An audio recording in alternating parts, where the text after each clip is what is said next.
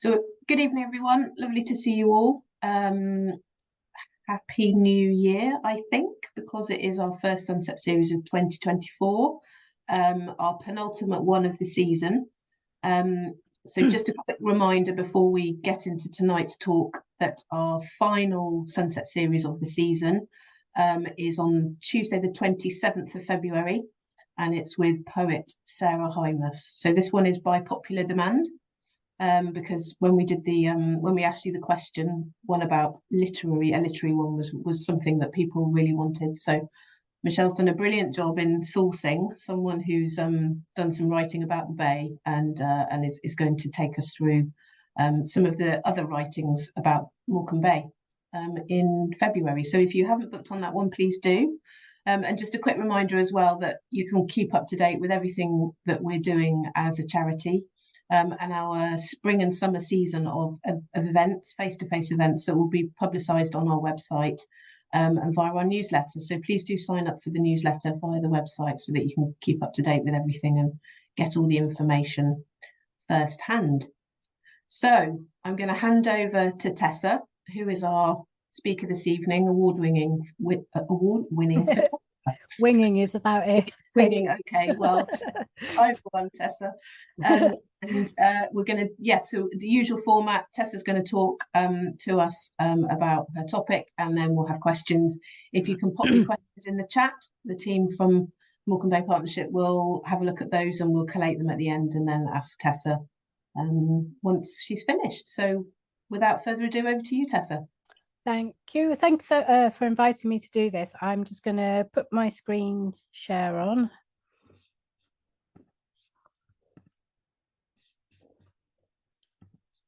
And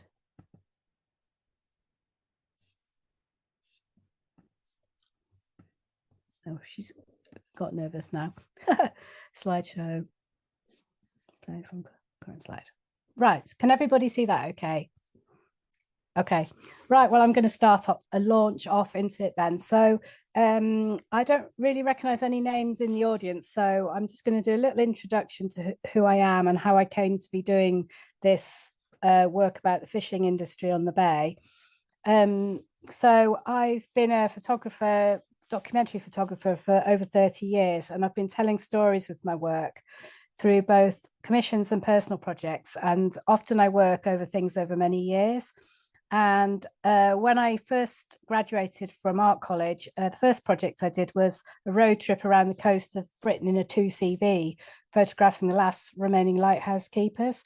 And this was the one and only time I entered into the Morecambe Bay kind of arena, because I photographed the only female lighthouse keeper on Walney Island. So until I started working on the Bay, that was my only time I'd been here. One of the most recent things I've done is a project about cider making in Somerset, which is where I come from.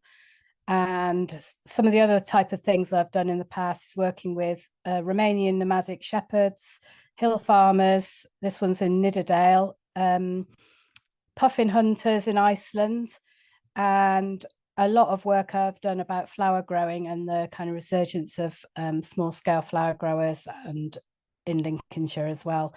And then I work as a freelance photographer, and occasionally that takes me into fishing industries. And this was in Arbroath Smokies in Scotland, which was a piece I did for an American magazine about food, Scottish food.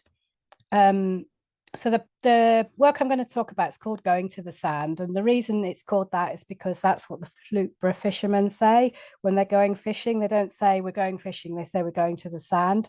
So that's how the title came about.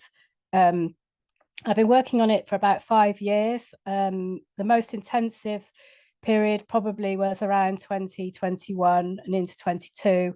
And I'm still making work now, but as things keep changing on the Bay, kind of access and opportunity is becoming a bit changed. So, but I'll talk about that anyway. So this is one of the first pictures I took of the Bay. And I suppose people ask me a lot of questions about why Morecambe Bay, why the fishing, how did you manage to do it and things like that. And I suppose this is a familiar landscape for me because I was brought up in the southwest near Weston-super-Mare, and we called it Weston-super-Mud. So it was kind of like a familiar landscape, and I suppose I was immediately kind of attracted to it as a visual place, as a landscape. So that's one of the reasons why I started doing it. So this is a map, and it includes most of the places where I worked. So I worked all the way around the bay, in the Cumbrian side and the Lancashire side. So these are some of the places where the photographs were taken. So I often get asked, how do I meet fishermen, and how did this start? And really, this started completely by accident, because I've done a lot of work that's incorporated foraging of various descriptions, and there's a foraging group near where I live in Yorkshire, and they had a trip out to Flugborough with two of the fishermen from there. So Michael Wilson and Tony McClure were leading this trip, and there were several of us went out onto the bay to learn about shrimping. So really, it was shrimping that brought me to the bay initially, and then I kind of, listening to them telling the stories and things like that. I mean, I hadn't ever worked with a fisherman or really got to know one extensively until this project. So it was more like a chance meeting, I guess. This picture is of John and Michael Wilson, so father and son, and they're in Flugborough. John's now retired, and they consider themselves traditional fishermen. So they do a bit of everything: shrimping, cockling, mussling, and various types of nets. So as I say, I'd met Michael the first time, and then I rang him and said, can I come and I kind of wanted to see the boiler house and how all that worked with the shrimping after I'd been out with this foraging group. And then it just kind of went on from there. He asked me if I wanted to go out on the bay. So of course I said yes. So this is a picture of Flugborough. So I've used a drone quite a lot to take pictures. And I suppose Flugborough is quite an unusual fishing village. It goes back a long, long way, but it's not right by the sea. It's not like Robin Hood's Bay or any places where I'm familiar with in Yorkshire. You can see the mile road going off to the right, which is the route they take down onto the bay through the village on their tractors. And obviously that's the bay in the background. So as I said, the shrimping was the first thing that brought me to the bay. So it's been going on hundreds of years with the knowledge passed down through fishing families, and they normally shrimp 6 to 8 miles off the coast within and around the edges of channels. And it's seasonal, so they start in spring when the water temperature increases, then they have a bit of time off in the summer because it's too hot, and then ends in late autumn as the temperature decreases again. So this is another one of the shrimpers around Canal Foot. It's Raymond Porter. So as you probably all know, Michael Wilson is one of the King's guides and leading walks across the bay, and Raymond Porter is the other one. So he does what's it called, Chapel Island walk. So this is his office. So that's Chapel Island. So this kind of shows quite clearly the channel that he operates in, and then he goes so I say that sometimes he goes from his home at Canalford, and sometimes he goes further around the bay to a different place, Bay Cliff it's called, where he keeps one of his tractors. So I went out one day. It took me quite a long time. I think he kind of was a bit reluctant at first to take me out shrimping, but I think when he saw that I'd been working with Michael and other fishermen and stuff, I like to think it kind of gave him confidence that I wasn't a liability. I mean, it's quite a big thing to ask someone to take you out on the bay with your camera. They don't know you or anything. If you consider that I didn't know any of these people before I started this. So this is the chassis that they use to pull. They pull it with the tractor on the edges of the channels. So most of their stuff is homemade. The nets, well, if I go back to the other one, the nets are where that buoy is, so they're under the water there. and they're trawling on the bottom, and the shrimps just jump into the net, hopefully. So then they have to pull up to the side and pull the nets up intermittently to that's getting the end of the net or back onto the chassis to see what's in there. It hasn't been very good shrimping, I don't think, for them generally over the last few years. They're not really sure why. Some of them, sometimes they say that the bay's too clean for shrimps now, and they're supposed to be doing some research about that to see why that is. So the time that I was working mainly, Raymond was exclusively a shrimper, but the others were doing cockling and mussling, and that was more their income stream at that particular time I was doing this. So that's the shrimps in and out the nets. So then they, one of the regulations they have to adhere to is to riddle them out on the bay so that the small ones can go back for the future. So they're not allowed to bring this onto, the nets, the boxes of shrimps back onto the land until they've done that. So they kind of go a bit further in. This is the Wilson, outside the Wilsons. So they bring them back into the shore to cook them, because if they don't do it quickly, then they will die. So they have to be cooked alive. If it's too hot, they'll die, I suppose, if they don't bring them back. So they have to be cooked alive, because otherwise you can't peel them or pick them, as the fishermen would refer to it as. So they just cook them for a few minutes and then put them out to cool outside. This is Raymond's dad, so he helps him. He basically watches for him coming back, and he puts the boiler on, and then he helps like cleaning the bits of seaweed and everything that's still remaining. And this is in the Wilson house, so it's kind of a mind-blowing how many generations this must have been going on in this household and other households around Fluteborough. So family members, I mean, I think it's gone out of my head, her name, but she's been doing it for 50 years. So so this is picking the shrimps, and then most of them are either sold locally or they have various small scale customers in restaurants and things around the bay. So this is not like a big industry now. In the past it was a really big industry, and most of the fishermen, the older fishermen, would have made a living from this. As well, in the net, sometimes they get fish which they can take. So this is plaice. And I love this picture because I love all the shrimp sitting on top. And then this is, again, this is John Wilson's phenomenal filleting of plaice, which, I guess the fishermen take for granted their skills and what they can do. But for me, this was all like interesting and like, trying to show all the skills that they've that they have. This is later on going out shrimping again. So I went out with different fishermen. So this is Stephen Manning, who's another Fluteborough fisherman. So you can see kind of more clearly how the nets work and pulling them out, through the channel. A lot of the fishermen have these incredible archives of photographs. So this is one of Steve's, I think, his grandfather. So of course, most of the fishing started off as horse and cart. I think it's really beautiful photographs that they have in their possession of their family members.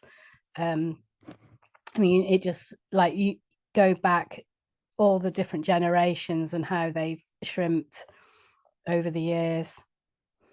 One of the most traditional ways of shrimping was push netting. So this is a guy who used to be a trawlerman. His name's Steve Brown, and he push nets in Fleetwood. So this is something that doesn't really happen now around the bay, but around Fleetwood and going up towards Blackpool and all those kind of, that coastline up there is a really popular pastime now. You don't need a kind of permit or anything. It's like an open fishery, so anyone can go and collect shrimps for themselves to eat. So there's a big hobby thing. I mean, they have the same regulations. They have to riddle them out on the bay. But I love the fact that there's so many different ways people can get shrimps. So then I go on to, when I started talking to Michael and the other fishermen, I realized that obviously shrimping was only one small part of it, and cockling was their main industry at that time. So this was pre-Brexit, and it was, you know, just like crazy amounts of money out earning on the bay, collecting cockles. Again, this has been going on for generations. This is, you know, it's got lots of interesting things in this with the equipment and the cockle baskets and the horse and cart. And you can see the kind of jumbo that they use, which I'll talk about a bit more in a minute. But this again is another one of Steve's photographs.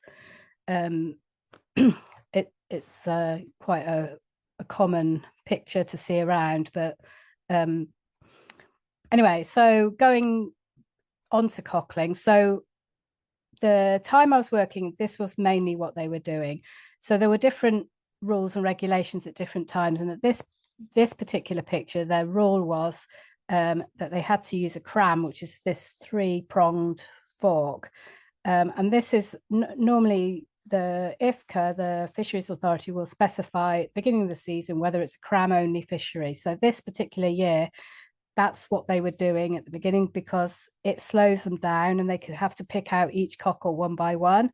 And so therefore, if there aren't so many cockles out in the bay, then they will sometimes tell them to do this. So John's using a very traditional kind of basket with a wooden surround. And for anyone that doesn't know about jumbos, apparently they were invented in Flukeborough by accident. And when they went out with the horse and cart, they took what do you call, like a metal bath that you would use in the house for the horses' hay feed, and all the kids that were with them got in it and were wobbling it around, and all the cockles came up. And so someone came up with the idea that they could use a piece of wood and wobble it around on the sand, and it would bring the cockles up. And so that's what they've been doing ever since. I mean, that's a story that they tell. They don't know if it's true either, but it sounds like a really good story of how it was invented. And really that's where using that tool started. And they do cockle in different ways in different places. In Wales, they do it slightly differently. So this is one of many days I went out cockling, and this was a lovely day. I mean, when we go on a bit further, I'll start talking about different weather conditions, but this is what they look like when they come up. So that previous to this, they're under the sand. You can't actually really see them normally. So after they've wobbled, this is what they look like. And then this is another day out in Flukeborough. So all these places are about 6 miles out. This is one of the fishermen, and he's using a different tool. It's called a tamp, and it's really personal preference. It has one handle instead of two, so whichever the fisherman prefers. So as I was saying, the time I was out there, this was big time cockle picking. So there was sacks and sacks of cockles coming off the bay. That's what it looks like after they've been up and down the row. So they go up and down a row with the jumbo, and it kind of makes this pattern on the sand so they can see where they've been. Another beautiful sunrise out on the bay. So again, this is just pictures of the equipment. This was a different day, a new biggin. I think, where they could just go wherever the cockles are. Obviously, it's easier for them if they can go from Flukeborough, but they would sometimes take their quad bikes and stuff on the van and go along the bay a bit to a different bed. I spent a lot of time photographing all the tools. I mean, it's all this make, do, and mend. I mean, one of the impressive things about the fishermen is that they can put their hands to anything. They can bend their tractors, make tools. These are all like handmade crams. You don't really buy one. It's just all, I just suppose that all those kind of things I really find interesting. This has become the kind of iconic photograph of cockling. that particular day, this is the Wilson family again, and this was later on where I think another year where they were allowed to use rakes. So rakes is obviously you're gonna get more quickly. So if there's enough cockles on the bay, then they will use a rake if they're permitted to do so. And again, that's another picture with the rake. I've got just to find on my piece of paper. So again, this is a cockle riddle, so it differs from a shrimping one in the shape of the mesh. So it's a specific size so that small cockles will go through. This is Rob Butler in New Biggin. So sometimes they use these handheld riddles to put the undersized cockles back into the bed. I would say 95% of the time that I was out on the bay, they didn't need to do this because they could see all the cockles were the right size and they were big, and there weren't loads of small ones, so they didn't really need to do it. I only ever saw them doing it once. I've got a little, I did an interview. So this is Rob Butler talking. That's an original cockle riddle. It was an art raking them into the riddle, but that when I was a lad, that's how we did it. We just had a fixed riddle with square meshes in them and raked them straight in, riddle them, and then into a bag. We used to throw that in the cockles, stick your heel in one edge and bury it so that it was flush with the sand. Just pull all your cockles in with a rake and then rake it under, ride it out, pick it up, bit of a swirl about in the water because the sand was soft, so there was still some water there. Then up again, quick, clean as a whistle, and then shake it down on the bed on your way up to the basket where you'd been jumboing. Tip them in and come back and fill it up again. That way you didn't end up with a pile of riddled cockles which would choke and die because they weren't spread out. So we did it on the move as part of the job. That's how we were taught to cockle. So all the time, they're thinking, they're not just leaving a big pile of small cockles. They spread them out so that they can grow, and they've got them in the, I don't know how long they take to grow exactly, but in the future anyway. This is one of my favorite pictures, tea break out on the bay. Sitting on the cockle nets.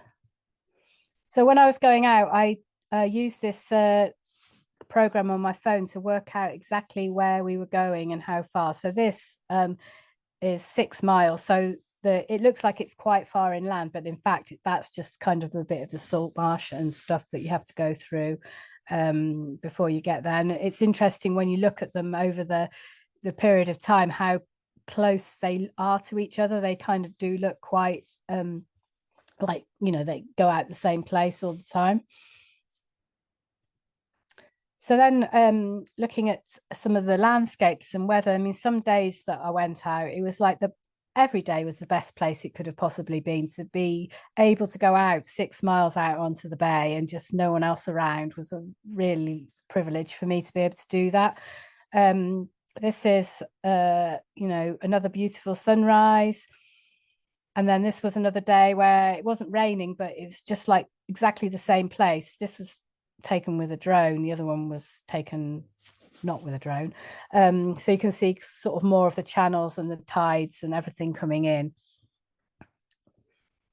And then this is very difficult to see, but it is actually Morecambe Bay in there somewhere. It was like a really, really foggy day, and one of the fishermen that I interviewed was Jack Manning, who's sadly passed away a few years ago. And I've got this is just him reading from his diary. And if you look carefully, you might be able to see that there is moving sea. But I'm just going to play that's just a little clip. Thick fog on sand when I went at 5 o'clock in the morning. Cooler but misty wet morning, moderate southwest wind. Rain all day. So I've got I did, as well as taking photographs, I did do a lot of interviews, and I used a lot of clips and interviews at various points from the Morecambe Bay Partnership.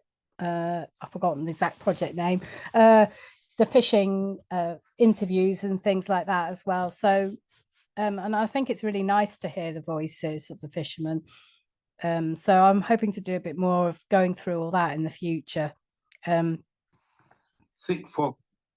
And this is another day. So this was towards the end of the year in October, and like the fishermen will go out in almost any weather. So I think they said if it's over 30 miles an hour wind, then it starts getting difficult because all of the cockles like embed in the sand and it goes rock hard and it's really difficult to get them out.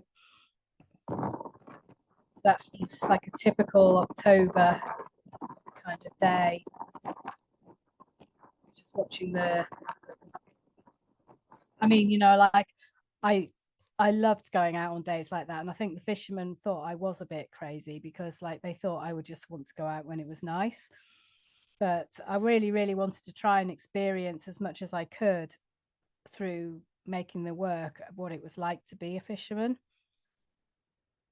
This was one of what I would call one of my moments where I thought I might die out there. You know, this is the tide coming in and you can see how close it is. They're just sitting there chatting and I'm sitting on the other tractor beside myself thinking, please can we go now? And it's not often I would think that, but you know, you can just see. And I just, when I look at this picture, they just look so freezing as well. It was really cold. And that was what we were basically how close we were to the tide coming in. And if that tractor hadn't started, I don't know if I could have run that fast.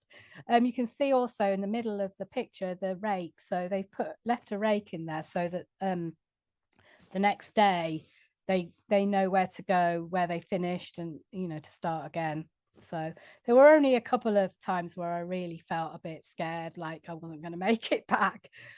Once another time was when the tractor broke down, but luckily the fishermen did manage to get it going, but it was there was a lot of swearing going on, let's say. And I was like, I just trusting these guys with my life here. Anyway, I am still here. So they work out how to go, what time they need to go out on the bay by the tide tables. This is Michael Wilson's tide table. So he was, they all use the Liverpool one. They never use the Morecambe one. And I never really got to the bottom of why that was.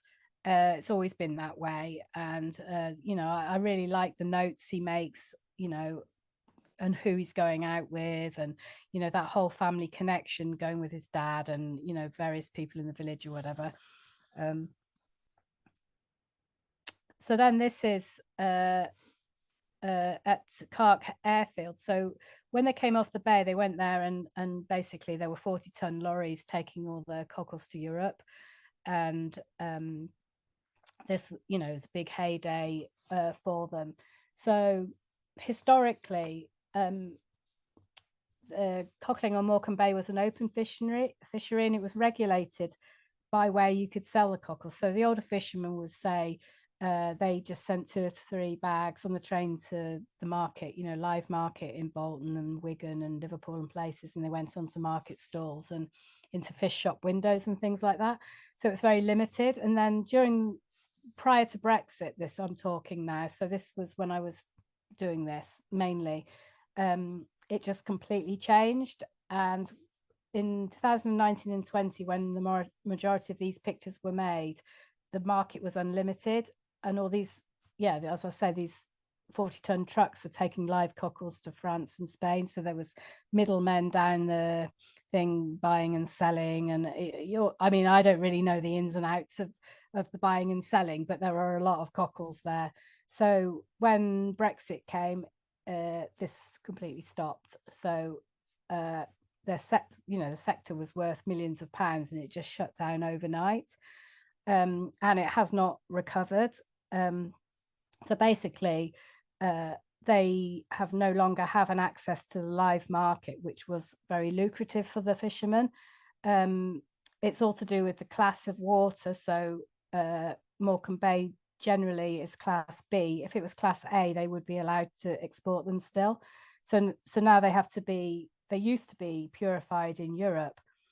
So they would go live. And the problem is if they don't purify them if they purify them here, the shelf life is longer. So that's why they're not keen to do it. So the main thing that's happened, so the cooking plants, so they can get them cooked or purified here and then export them.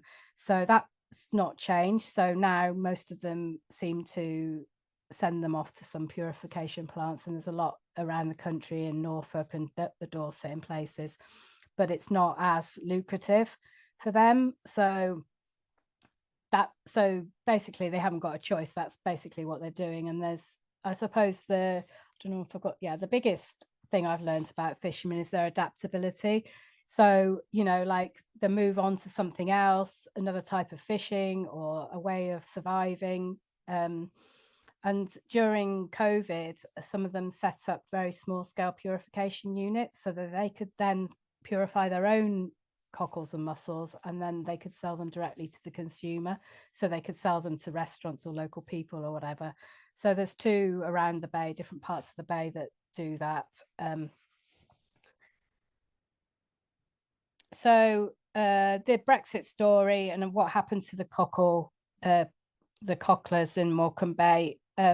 I worked with a correspondent from Stern magazine in Germany. So it was interesting because she was from, mainland Europe. So during 2020, when we were in the middle of lockdown, everyone was still working, and she came out and went out into the bay with me and the Wilson family, and we did a piece that was in a magazine in so this apparently means treasure in the mud. So I've just one of the biggest stories I've probably ever worked on, and no one in the UK was interested. So it was very strange. So these are just some of it's interesting working with a different person, picture editor, who chooses completely different pictures than what you would. So mostly. So this tells the story of what happened basically, and other things that other types of fishing that the family would do. So before I go on to that, so this season particularly, there are no cockle beds open in Morecambe Bay at all. Some of the fishermen, the only one in the kind of northwest region is in Southport. So some of the Flukeborough fishermen and other fishermen, I guess, cockling there, but generally less. They're not all the fishermen will be prepared to do that. So that's what's happened. They're talking about opening it up in August, but they keep changing that. So so the other side of, I don't know what I'm doing, how I'm doing for time or anything, but the other side of the bay was completely different. So what I absolutely loved about doing this was the vast variety of places and people I met and all the different types of fishing. So probably most of you will be familiar with this. This is Sunderland Point. So this was one of my most amazing discoveries that I didn't know about. So this was the first day I went, and I think I found out about fishing on there through the fish shop in Morecambe, the Ray Edmondson's fish shop in Yorkshire Street.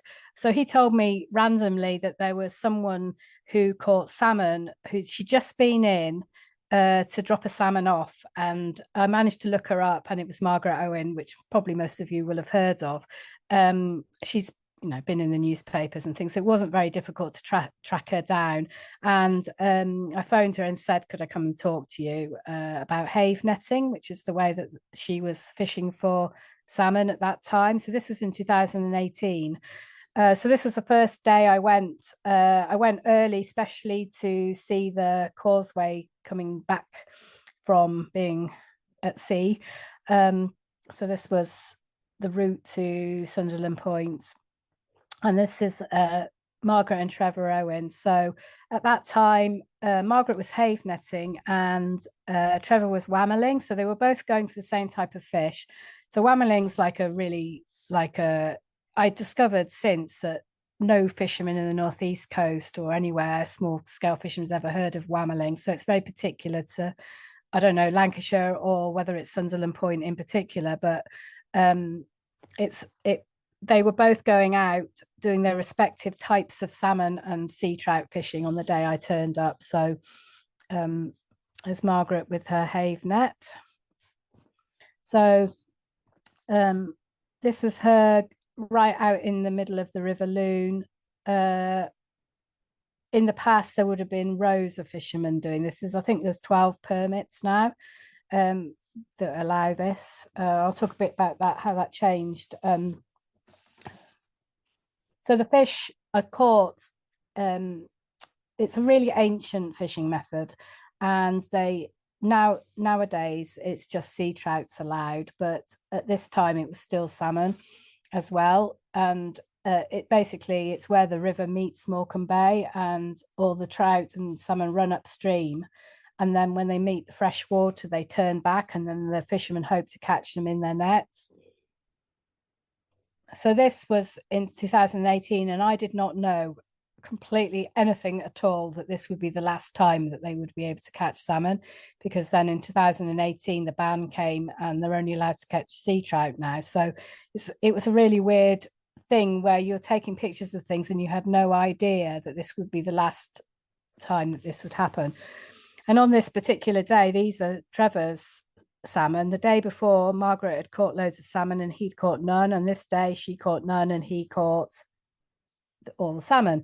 So it was, yeah, I mean, there's been so many times where I haven't really realized how important this documentation was in terms of preserving images of what isn't happening anymore, and this was one of them. And then in the winter, Margaret and Trevor would put a fixed engine net down on the side of the river and catch sprats and whitebait. So this was a really lovely thing to photograph as well. All these fish were being I don't know if you call it flash frozen, but frozen in packets and then taken to the Blackpool Zoo to feed all the animals. So they had like a really nice business going. As far as I know, no one's doing this now because Trevor's not, well, neither of them are fishing anymore, so due to ill health. So again, this is something else that's not happening now, although whitebait, I believe, over the years has been a very big fishery.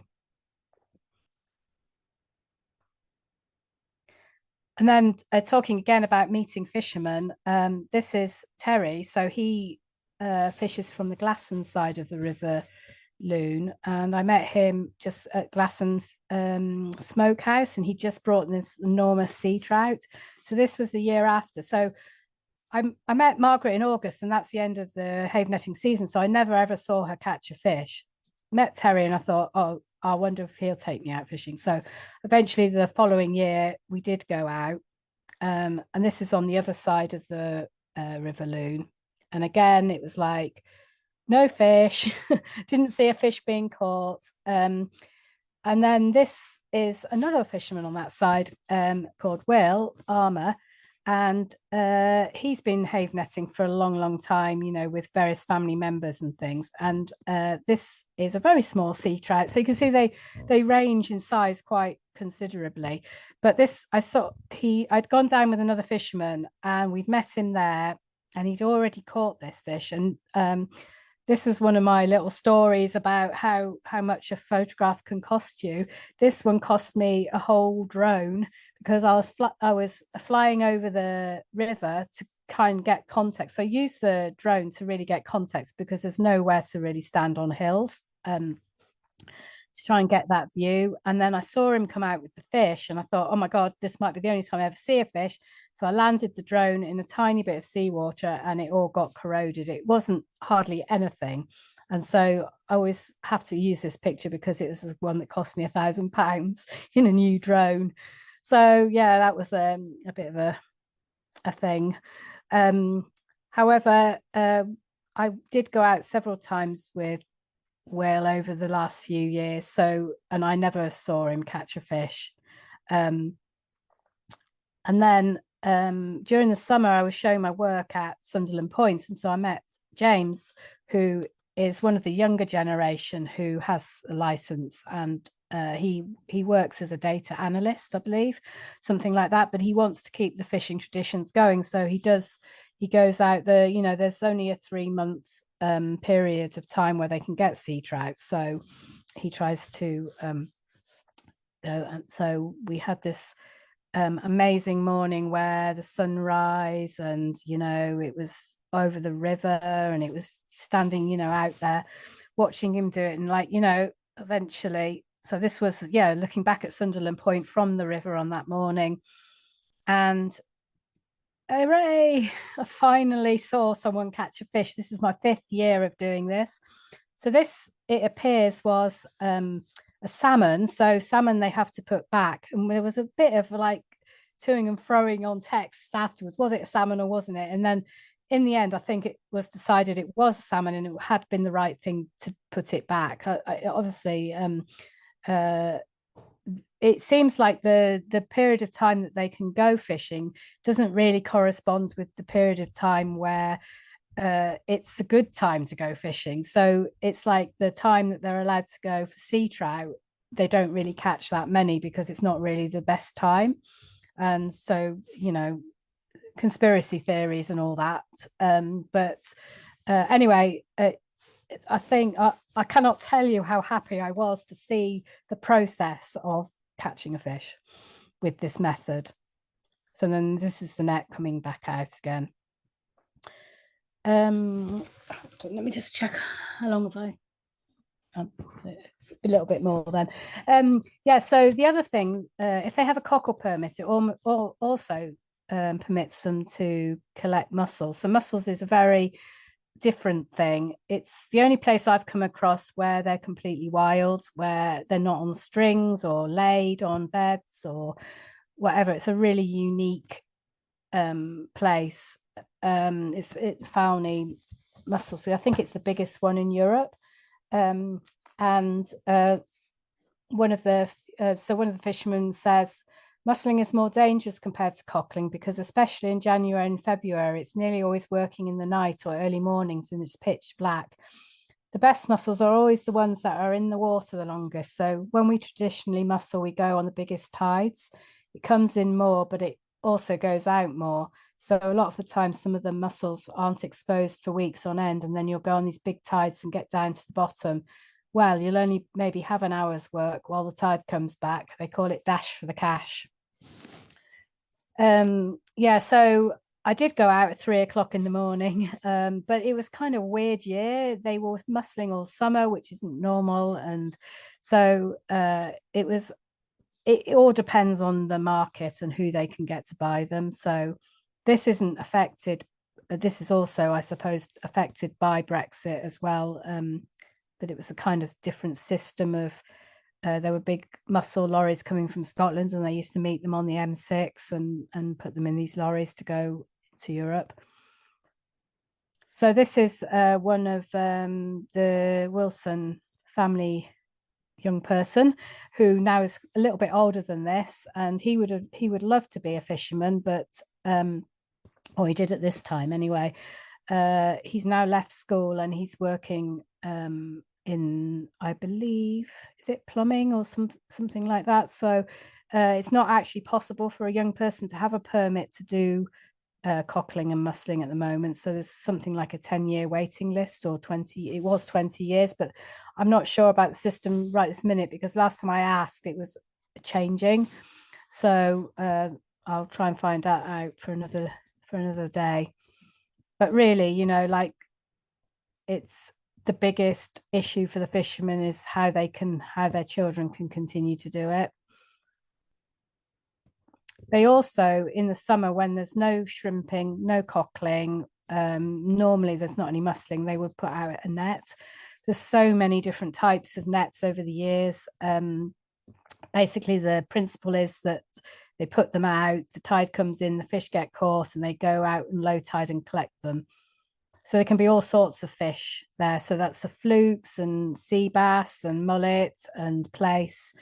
At the time I took a lot of the photographs, they were allowed to take one sea bass, and that's since been stopped. So they're not allowed, if they catch sea bass, they have to return it, which is another bone of contention because they're one of the most lucrative fish, that really popular. This is another beautiful old picture.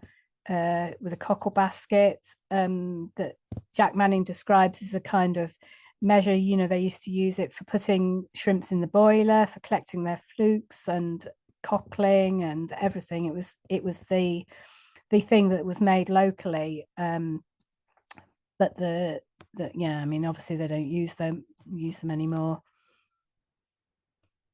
So that's a lot of the pictures. I've done a few different things since then, but it was first shown at Lancaster Maritime Museum. I worked with them to make a small exhibition, which was then toured to Sunderland Point. If anyone's in the local area that would like to see it, it's currently on at More Music just for about another week, and then it's going to the Arndale Centre in Morecambe as well. So it's still possible to see some of these images and some different ones, a lot of stories from the fishermen. It's been really, yeah, it has been really popular. I also published a book last year, which sadly already is sold out. But maybe there'll be another run, I'm not sure. That's just a couple of the pages. So we tried to kind of tell a lot of the stories from the fishermen, because I think that for me was one of the most loveliest things of all, going out on the bay and listening to all their stories. Also, I collaborated with Fleetwood Museum. So that's like a permanent exhibition that they were doing about inshore fisheries. And they commissioned me to go out on a shrimp boat. And this was one of the things I really, really wanted to do. And again, it's like trying to find someone to take you, and like the time it takes, and there's no real choice. There aren't many shrimp boats. This is the only one that's still working from Fleetwood. And the big difference from Flukeburgh and places, other than being on a boat, is that they cook them on board in seawater. And there's always a huge argument between fishermen. If you ever go onto any of the Facebook pages and someone talks about cooking them with fresh water versus cooking them with seawater, the Lancashire Cumbria side will never agree on that. And it's like, you know, I find it quite amusing to like how many centuries that must have been going on. So I felt like really the museum gave me an excuse to ask the fishermen to do it. So it was really great. Sometimes when you're working on your own, it's like, well, why are you doing it? You know, at the beginning, I had no outcomes, nothing to offer the fishermen at all, apart from a few photographs. Obviously, I like to think that most of my work ends up as exhibitions and books and things like that, but you can't guarantee it. So the museum made this happen, and it's on, you know, that's a permanent exhibition. So that's really great. And then this is, again, spending so much time at Sunderland Point sitting with the exhibition in the summer. James, who was the Have netter, also goes shrimping on a boat. So we went out from Sunderland Point, which is another thing I'd really wanted to do. So this was the sunrise, but we were just waiting for the tide to get high enough to get on the boat and go. So hopefully we're going to keep on working together this year, and however long, you know, see what happens with the fishing regulations and things. So again, riddling at sea. And then the last picture is I left him with his pile of cooked shrimp. So he hadn't got his boiler. It's quite hard to find boilers now. So he hadn't got his boiler sorted. So he did come home and cook it. But traditionally, they would have also cooked it on the boat. So where am I now? So I'm just going to I'm all right, actually. I'm going to show something completely different that's connected. So this was a trip I made to Norfolk, which you might not think, why is that relevant? This is Brancaster Staithe, so it's this is a fairly low tide, so it's kind of like a marshy area, and it goes out into it's the north coast of Norfolk. And so I went there by chance because I went to photograph a lobster pot Christmas tree one year, and I just came across the smokehouse, and then when I was like walking along to the harbour, I saw all these mussels. So they were all just sitting on the side there like this, and I didn't know anything about it. But of course, my fishing radar kicked in, and it's another really incredible place where there's only about 3 families still doing it, and it's owned by the National Trust, the harbour, and they've got kind of the rights to these kind of lays of I think I've probably got some pictures in a minute. So this is one of the fishermen. This took me 3 years to find somebody, because first of all, they're very suspicious. Norfolk people are not like Yorkshire people, Lancashire people, Cumbrian people. It was a very, very different kind of thing, much more suspicious about me and what I was doing and my motivations and everything. But anyway, I was telling him about Morecambe Bay and everything. And of course, you would never think of the connection, but these mussels have come from Fauni Island, and there's a market in seed mussels that they then sell to this fisherman in Norfolk. He used to get them from the wash, and then there's lots of problems with I don't know, the environment and things like that. So I think during COVID it started, they struck up this deal between the Flukeborough fishermen and the Norfolk fishermen. So these actual mussels that are out on this harbour are actually from Morecambe Bay. So I just absolutely beside myself. So when I was telling him about Morecambe Bay, of course, then he told me about this, and this was like how the connection was made. So basically they get the small ones and then just lay them out, and then when they grow big enough, they grow really, really quickly. I can't remember the statistics now, but and then they just shovel them. They go out on high tide on their little boats and shovel them in. So it's kind of like a different system, but the same result in the end, the same mussels. And again, they have to riddle them to get the small ones out, and then they put the small ones back on their lays. And so there's not, as I say, there's only 3 fishermen doing that now. They've also, this particular fisherman is another family. He decided this year that he would just do it by hand, and they have a mechanical riddles as well to speed it up. But so all of these mussels will go to local restaurants and things. There's no exporting at all. They just have local customers, and they do that. The other fisherman has like a mussel pod, which is like a little mini restaurant that he takes around shows and stuff. Just basically sells all his own mussels. They cook different recipes and stuff. So this is when they've brought them back. This is the tide coming in. So they basically put them on the harbour edge, and then the tide comes in, and that keeps them alive until they need them. And then the tide really comes in. I think that's it. Yeah. So just briefly to tell you what else this has led on to is, like, I live on the northeast coast, near the northeast coast in Yorkshire. And the big project I worked on last year, as well as continuing in the Bay, was about the pollution incident, the dredging of the River Tees, and how that's affected the fishermen. So having said that, so that started by meeting this guy who, with his 2 brothers, were collecting winkles. As far as I know, I've not seen any winkles on Morecambe Bay. I guess it's a different kind of landscape and a lot less rocky.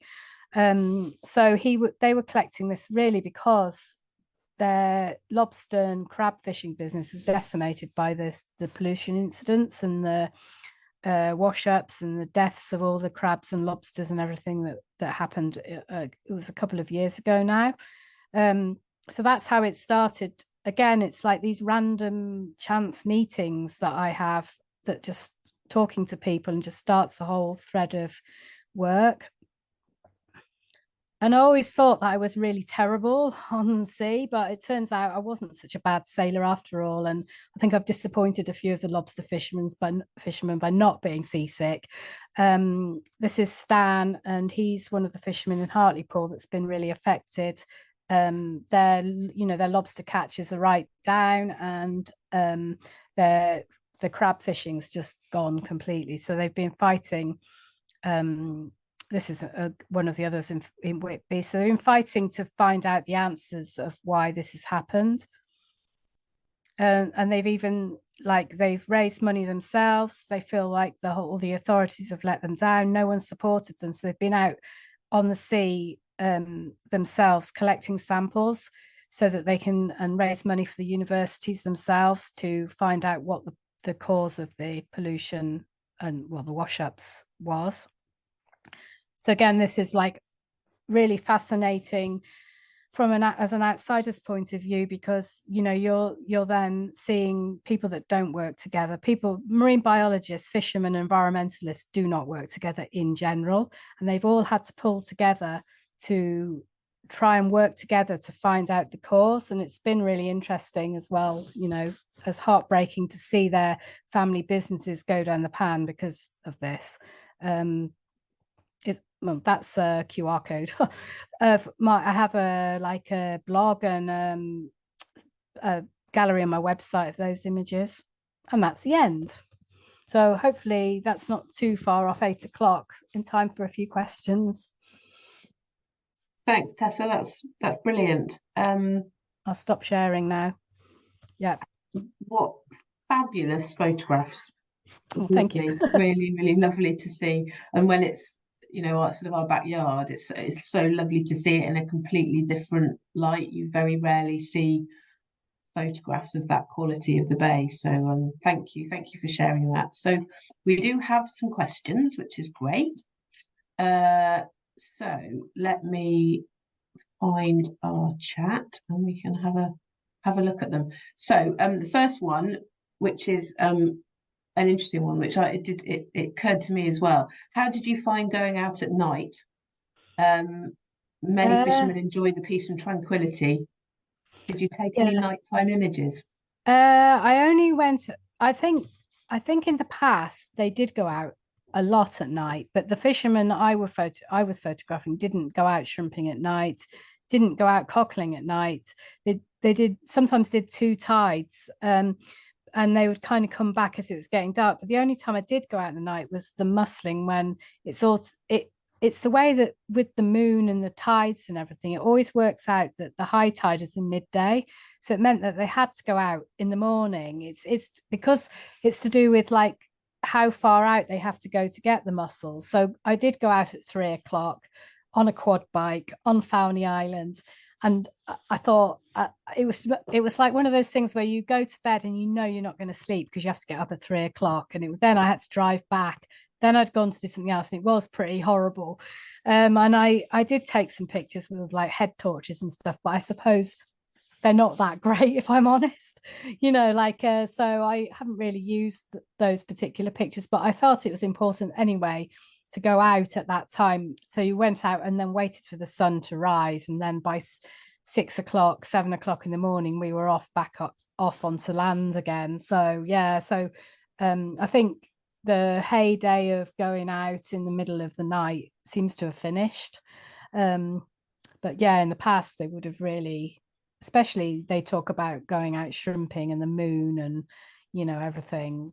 So yeah, I'm kind of well aware of the fact that I did a kind of, it was a moment in time, and there's this whole huge fishing tradition and history that it's only a very small part of. Yeah, thank you. So we've got a question about the tampers, asking whether they work similarly to when seagulls dance on the grass to bring the worms up. I wonder why they come up rather than dig down further. So do you know the answer to that question? That's a great question, but I don't actually know, but I imagine so. Yeah, I mean, it's to do with the kind of vibrations, isn't it? Of making them come up to the surface. Yeah, so I know why seagulls do it, so I think it's probably the same thing. So seagulls dance on the grass to imitate rain. Right. Imagine that with the tampers, they're doing the tamper imitates the tide coming in, which means that the bivalves will come up. So I think it's probably to do with that. Yeah. Don't quote me on it, but that's my sort of. I think that's that sounds good. My take on it. Yeah. Quite a few people saying they want to buy your book. So if you do a second print, if you were to get enough interest, someone asking if you were to get enough interest, would that help you decide about whether to get a second print done or not? Yeah, I mean, I worked with a publisher on this particular book, and it was like one of those things. We did pre-orders, and he's a one-man band. He's absolutely fantastic. He did the design, and and it was just if I can say this, it was a bit of a mistake. He didn't order enough, and then he had a massive rush, and then I got the certain amount of copies. I bought a few, and instead of being paid, I got paid in books, which I've now got 3 left for my kind of archive, and I wanted to keep 10, but then people kept going, oh, I really want one. So I think I might ask him if he can whether they do sometimes do second editions, and I just think it sold out so quickly.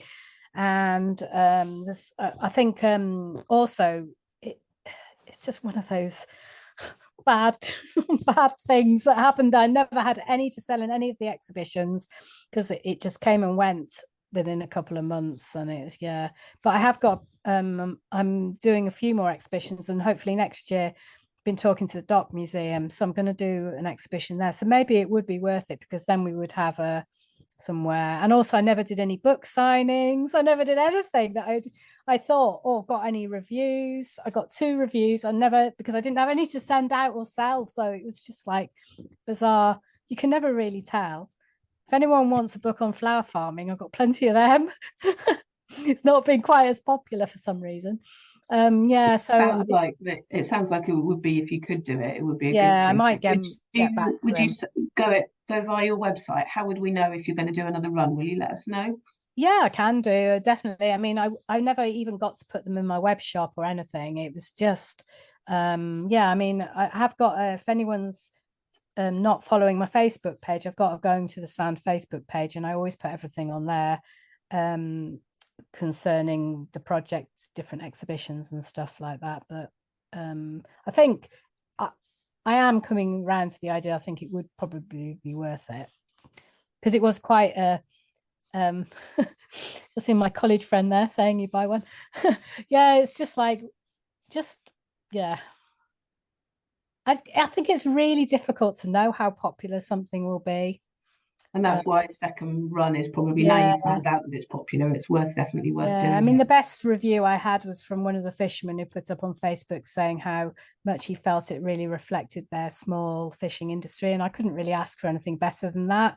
Like a lot of photographers bought it and various people, but when the fishermen say that, you know that you've probably done a fairly reasonable job, because the thing I normally say at the beginning of my talk is that I am not a fisherman or come from a fishing family or come from Morecambe Bay or anything.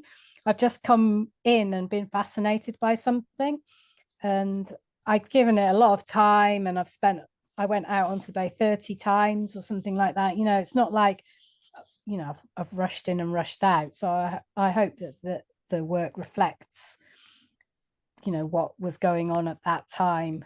If I was doing it now, it would be completely different, because the cockle industry's changed so much. So it's a historic archive now as well, isn't it, really, because of the fact that it's changed so much. So and I have no idea. No, that's right. So another question is, in your experience, how much do fishers around the bay link up, e.g. Fleetwood to Flukeborough? Do they all know each other? In my experience, they all know each other, but they kind of work in family units or close friend units, and there's lots of competition. They all seem to have fallen out at one point in time with each other. And I think within, like, Fleetwood, for example, it seems like, well, I don't know how to put it diplomatically, but they talk about each other behind their backs quite a lot, all over the bay, and I'm constantly, I remember going out. So I kind of went out onto the bay with one particular family group or group of friends or whatever. And then I'd wander off, and then they'd always be asking, is that a better place? What have they got? Who, all that kind of trying to use you as a kind of go-between to find out what everyone else is doing. So in the end, I kind of stuck with the people I went out with, because I just thought, oh, I don't want to get involved in all that. But there's a lot of family rivalries, and from, especially in the past, a lot of fighting in the past and things. I don't think so much now, but there's, I would say in general, my experience was you don't really discuss it. Yeah. Fair enough. Michelle wants to know, do they still have nicknames for each other? Yes, they still have nicknames.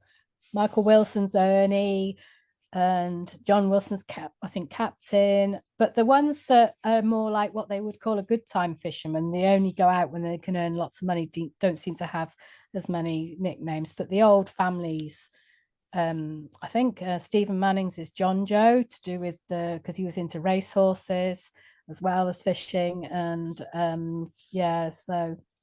they do. And it gets very confusing because you don't know who's who half the time.